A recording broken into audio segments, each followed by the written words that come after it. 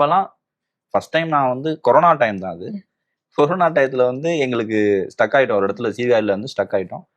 Travel பண்ண முடியாது. But எங்களால முடியல. ஆடின கால் நிக்காதுன்ற மாதிரி கேமராலாம் கையில இருக்கு.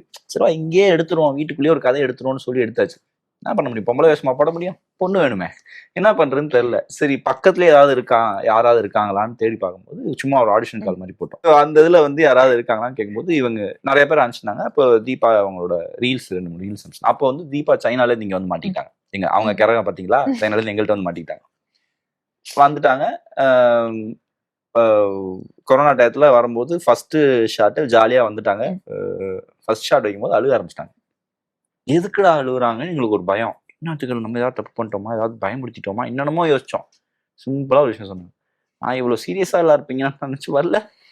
நீங்களாம் ரொம்ப ஹானஸ்டா டெடிகேட்டடா இருக்கீங்க, எனக்கு எப்படி இருக்குதுன்னு தெரியலன்ற போது அவங்க யோசிச்சது பாத்தீங்களா.